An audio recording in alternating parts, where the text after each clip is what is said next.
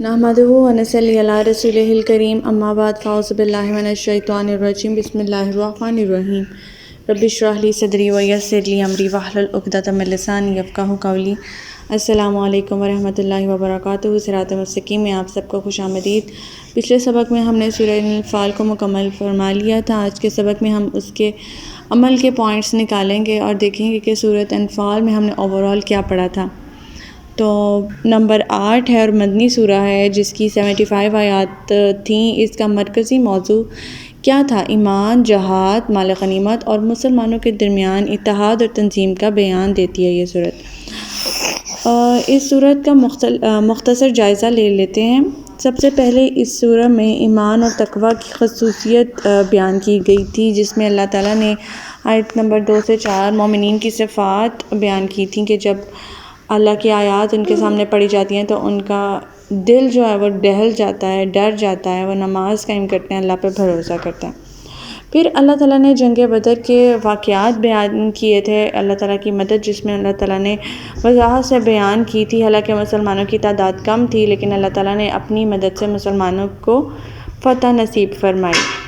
پھر سورہ انفال میں ہمیں اتحاد اور نظم و ضبط کی اہمیت کا بھی پتہ چلتا ہے کہ مسلمانوں کو اختلافات اور جھگڑوں سے بچنے کی تلقین کی گئی ہے تاکہ وہ اللہ کی مدد حاصل کر سکیں، اور اس کے اللہ تعالیٰ نے ہمیں آیت نمبر 46 میں بیان کیا تھا۔ آیت نمبر 41 میں مال غنیمت کی تقسیم کا حکم تھا۔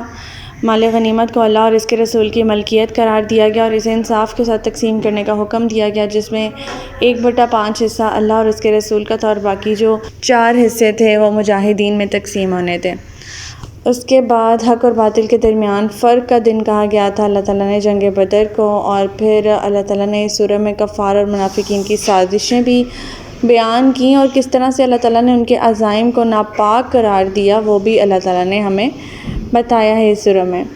اور اس سورہ میں ہمیں اللہ کی نصرت کا انحصار جو ہے وہ ایمان پر ہوتا ہے، اس بات کی دلیل ملتی ہے آیت نمبر 45 سے آیت نمبر 48۔ اللہ تعالیٰ نے فرمایا کہ اللہ کی مدد صرف ان لوگوں کو ملتی ہے جو کہ اللہ پہ بھروسہ کرتے ہیں، اخلاص اور تقوی کے ساتھ اللہ کی راہ میں جد و جہد کرتے ہیں۔ پھر سورہ انفال میں ہمیں جنگ اور صلح کے کچھ اصول بھی اللہ تعالیٰ نے بیان فرمائے کہ جب دشمنوں سے مدبیر ہو تو پیٹ نہیں پھیرنی۔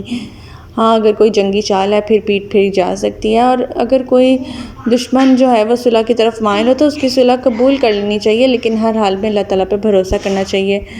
یہ اللہ تعالیٰ نے ہمیں بتایا تھا آیت نمبر 61 میں۔ مزید اللہ تعالیٰ نے بتایا تھا کہ طاقت کی تیاری کے لیے ہمیشہ اپنے دشمنوں کے مقابلے میں تیار رہنا چاہیے، اپنے گھوڑوں کو تیار رکھنا چاہیے۔